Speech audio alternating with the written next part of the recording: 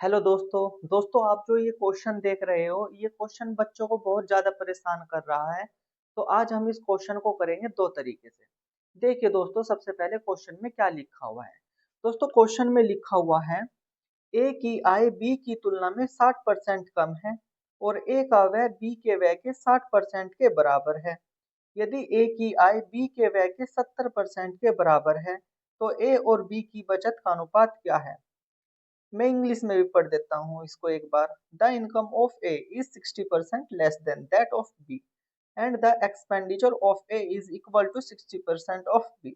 Expenditure if A income is equal to 70% of B expenditure, then what is the ratio of the saving of A and B. देखिए दोस्तों, question को start करते हैं। Question में कहा गया है कि जो ए की आय है वो बी की तुलना में 60% कम है।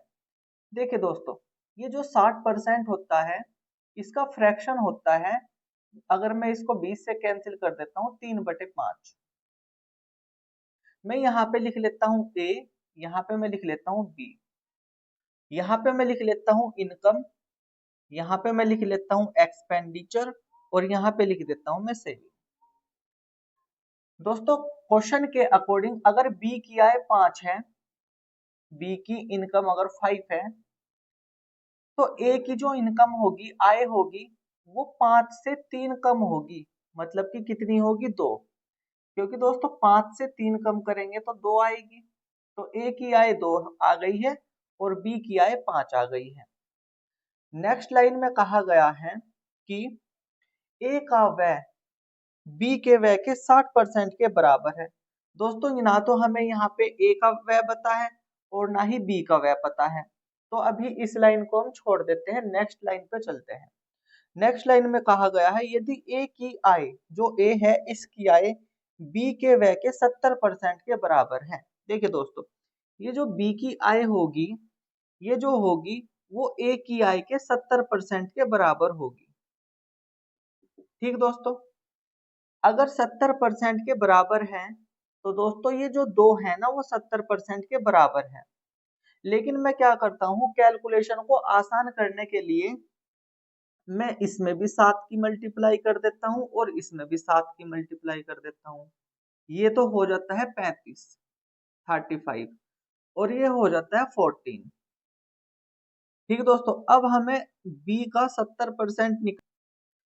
हाँ, क्वेश्चन में कहा है कि जो 70% है उसकी वैल्यू कितनी है? 14। क्योंकि कहा है जो ए की आय है ना दोस्तों, ए की आय कितनी हो गई अब? 14। वो बी के व्यय के 70% के बराबर है। तो ये 70% की वैल्यू है 14। हमें यहाँ से निकालनी है 100% की वैल्यू। पहले 1% की वैल्यू निकालते हैं, 14/70, और इधर भी 100 की मल्टीप्लाई कर दो। तो दोस्तों इधर भी 100 की मल्टीप्लाई करनी पड़ेगी। तो ये आ जाएगा, यहाँ से 0 से 0 ये कैंसिल, 7 से ये 2 बार, तो ये आ जाएगा 20। इसका मतलब दोस्तों ये हो गया कि जो बी का व्यय है ना वो कितना है? 20। फिर नेक्स्ट लाइन में कहा, इससे ऊपर वाली लाइन में कहा गया है ए का व्यय बी के व्यय का 60% है, तो बी का व्यय कितना है? 20 और ये ए के व्यय का 60% है। 2 जीरो से 2 जीरो खत्म, मतलब कि 12। तो यहाँ पे आ जाता है ए का व्यय आ जाता है 12। अब हमें दोस्तों सेविंग का रेशियो निकालना है। इस 14 में से 12 गया तो कितना बचेगा? 2। और इस 35 में से 20 गया तो कितना बचेगा? 15। तो दोस्तों यही हमारा क्या हो जाएगा? आंसर हो जाएगा। ए और बी की शेयरिंग का जो रेशियो है बचत का, वो 2:15 होगा। यही आंसर है दोस्तों। तो दोस्तों आपको ये क्वेश्चन समझ में आया होगा। इसका एक मेथड और करते हैं हम, आप इसको नोट कर लो। दोस्तों मैं इसको रफ कर देता हूँ और एक मेथड और देखते हैं इसका।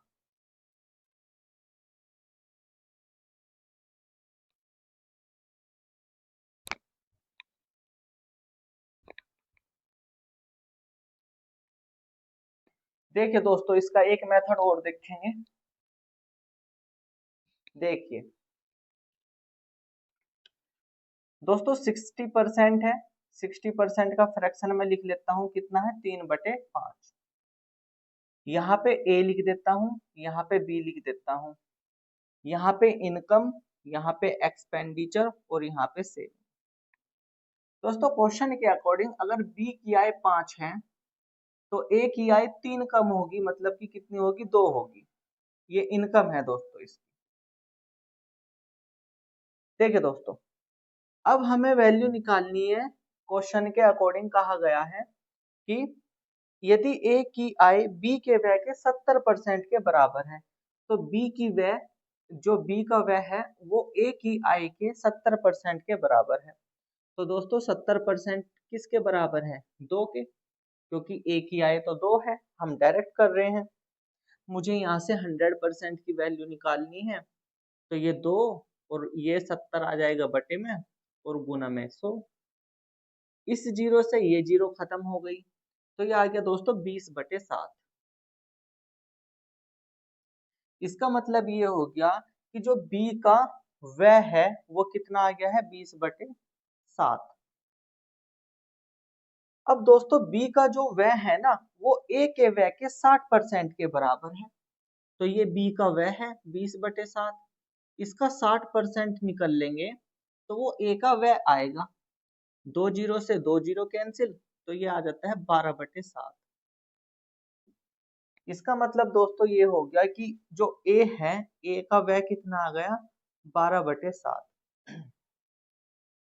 दोस्तों यहाँ से और भी मेथड बन जाते हैं कि इसमें सारे में 7 की मल्टीप्लाई कर दो, ऐसा भी हो सकता है। लेकिन मैं क्या कर लेता हूँ, इसमें से इसको घटाऊंगा। दोस्तों इनकम में से एक्सपेंडिचर को घटाऊंगा तो सेविंग आएगी, मतलब कि आय में से उसका खर्चा निकाल दूंगा तो बचत आ जाएगी। तो यहाँ पे बचत जो होगी वो इसमें से इसको माइनस कर दो, तो 2 माइनस 12/7, और इसमें से इसको माइनस कर दो, 5 माइनस 20/7। इसमें से इसको माइनस करूंगा, 7 पंजे 35, 35 में से 20 गया 15 और बटे में कितना, 7। 7 दूनी 14, 14 में से 12 गया, 2 बचा और बटे में कितना, 7। ये रेशो में है दोस्तों। दोस्तों रेशो को सिंप्लीफाई करो, इस 7 से इस 7 को कैंसिल कर दो, तो ये आ गया 2:15। और यही क्या हो गया दोस्तों, ए और बी की बचत का अनुपात आ गया, ए और बी की सेविंग का रेशो। तो दोस्तों आई होप कि ये क्वेश्चन आपको अच्छे से समझ में आया हो। अगर समझ में आया हो तो लाइक कीजिए, शेयर कीजिए और दोस्तों कमेंट भी कीजिए और इस चैनल को सब्सक्राइब कीजिए ऐसे ही क्वेश्चनों को देखने के लिए।